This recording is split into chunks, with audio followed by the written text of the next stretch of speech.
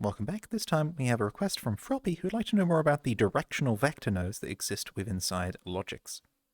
So I'm going to go ahead and show you how they work and talk a little bit about them and show you a couple of applications. There are a lot here that you can do, but they get really into sort of vector mathematics, and I want to take some time, do a refresher on that. It's been a while since I learned vector mathematics, and then come back at you maybe with a whole series on vector mathematics. If you'd like to see that, please go ahead and leave a comment in the video description.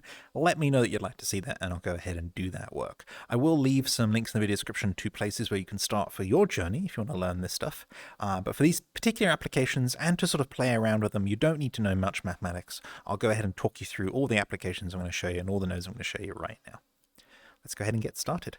So over here in Smooth POV, just to the left of me, I have this box. Now, it looks like a regular box, but there's something strange about it. And what's strange is I've taken the translation gizmo. That's the gizmo that lets you move an object around, this one. And I've made it static, so this is always going to be here. If you'd like to know more about gizmos, there is a link in the video description to the gizmo tutorial as well. But in this case, it's just an arrow for us. It was an easy way to get the arrows for us.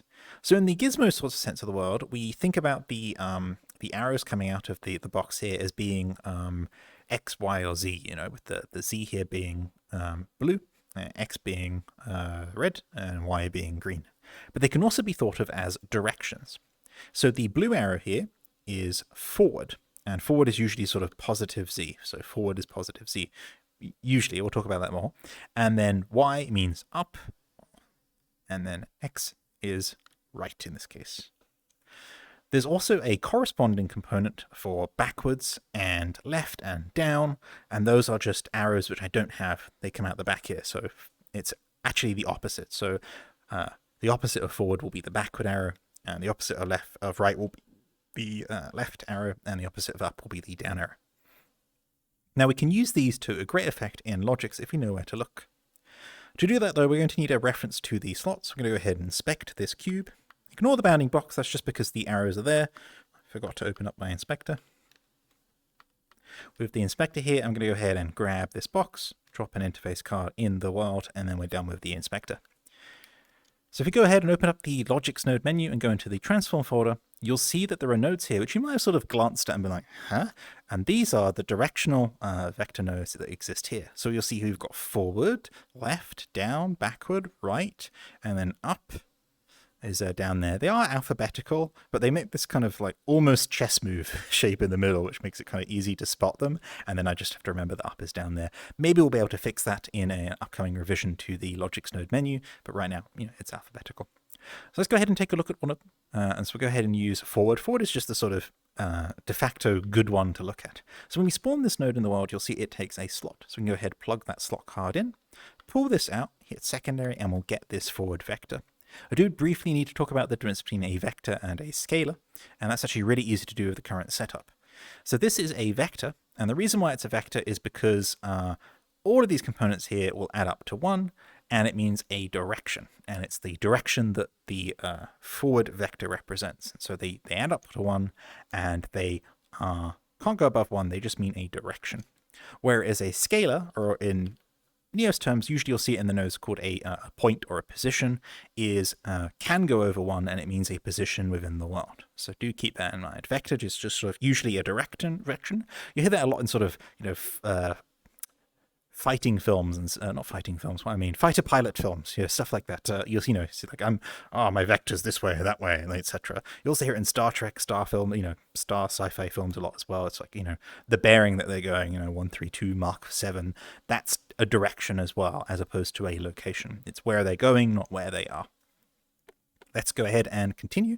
So we can go ahead and say let's plug in backward, because you can see that negation effect. So if we plug in backward here, you'll see, hey, in the forward, the x is positive, in the backward, the x is negative, and then negative, positive, negative, positive. So it's the complete opposite. Now these nodes might look deceptively strange by themselves, because you might not know what to do with them. So I'm going to show you one application. It's a little bit silly, but it does start getting you thinking about them, which is we can use the set versions of these nodes to basically rotate the cube in whichever way we want.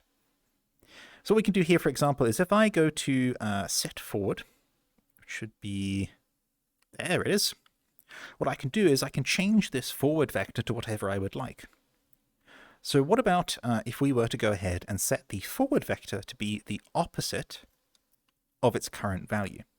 So to do that, we're going to use set forward. We plug in the slot reference here.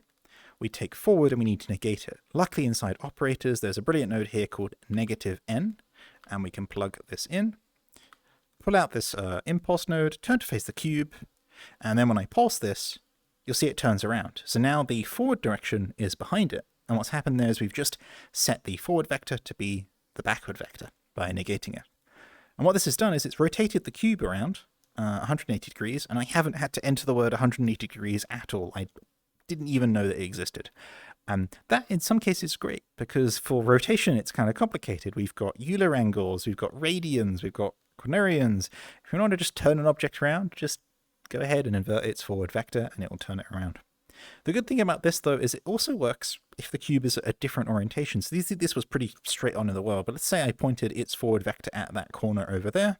If I go ahead and pulse this again, it's now pointing straight at me. So it doesn't matter which rotation it's at, it'll just work it out. Now, if we inspect the cube, you'll see that it is actually being rotated, but the mathematics for the rotation is being done all for you. You're just changing those vectors. To prove that, what we can do, for example, is to do a little bit more of a wacky thing. Let's get rid of the current forward vector here.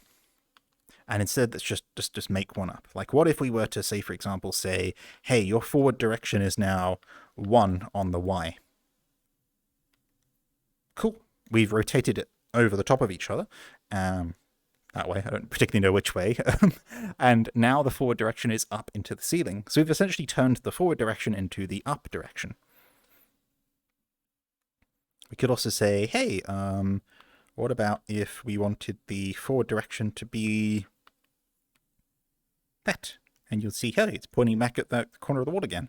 So again, here you can do lots of rotations here. You can also do partial numbers here. So if we said, hey, we want to do 1.5, that actually wouldn't be valid. Probably have to do 0.5 here and then pulse that. Okay, cool. Now we're sort of aiming that way, but also up a little bit. So we've got an angle going on here. Now there are mathematics, like I said, to sort of figure out what these numbers are, but I didn't want to go into them just in this introductory video to this area. If you'd like to see more vector mathematics videos, do let me know, like I said, in the video comments. There is one more thing I wanted to show you though, which is how you can use this to make a sort of vehicle.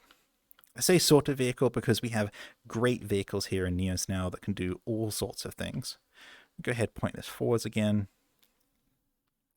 And then I want to set up a little vehicle. And what I mean by vehicle is I could parent an anchor to the top of this cube and I would journey. There's no controls, there's no stopping, there's no braking, but it would, it would keep me going here. And what we can do here is we can do the following. We can go ahead and say, hey, I would like to, instead of setting the forward, I would like to set the global position of this slot to its current position. I do need that that forward back again. To its forward vector.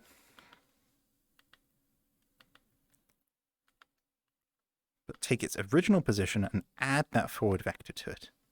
Let's get rid of this 0.5 here.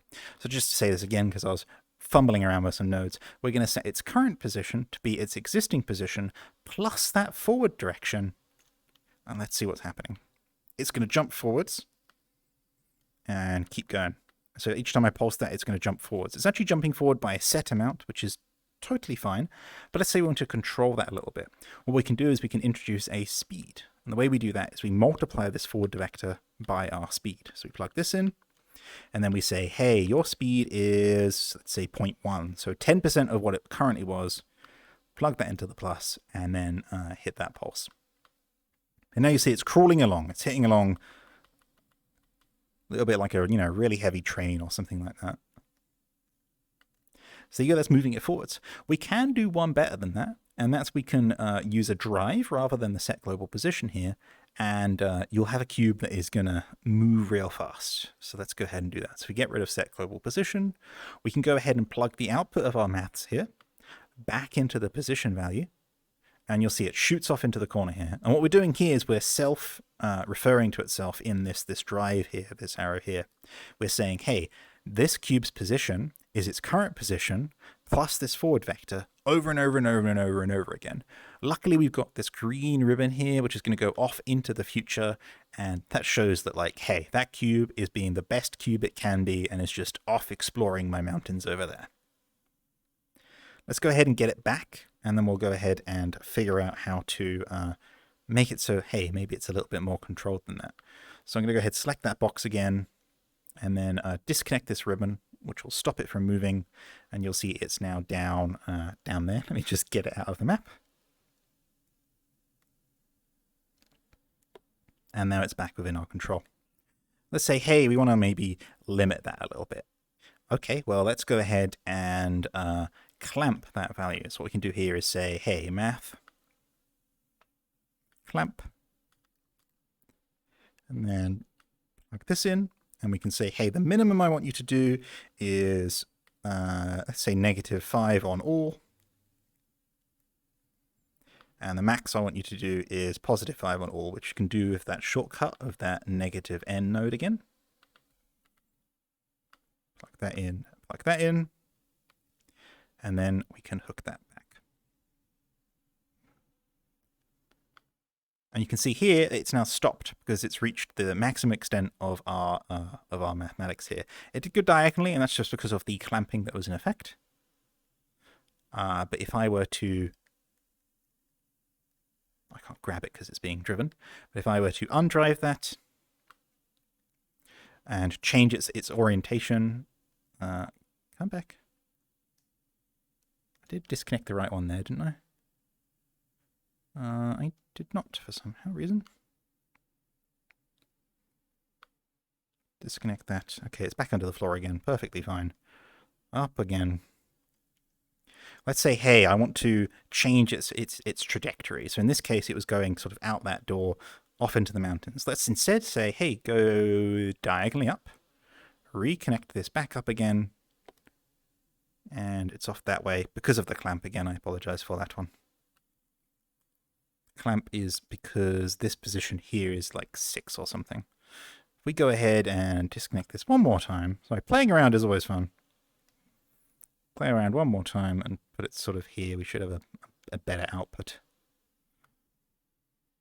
Yep, there we go. So you'll see it went up, and then the moment it got to the maximum up, which is 5, so around about here, it then went diagonal a little bit because of that clamping. But hey, the cube has been reined in and can't escape the balcony. So there you go. There's the brief introduction to those nodes. I hope that was helpful. I do know that we are, just scratching the iceberg there. There's a lot that you can do with various mathematical operations and vector applications to make that a lot better. For example, you can subtly change that up direction such that you've got a little bit of steering. Like if you just add a couple of bits of the left vector and the right vector to that forward vector, you can get a little bit of steering. So you say like, hey, when I push D, add a little bit of that right vector, then it will turn a little bit right. If you add a little bit more of that right vector, it'll turn right again. And if you keep adding that right vector, you'll spin around because the right vector is constantly changing as it rotates. If you have any questions or comments on that video, do let me know. I hope you enjoyed my cube trying to live its best life off in the mountains. I'll see you again next time. Bye-bye.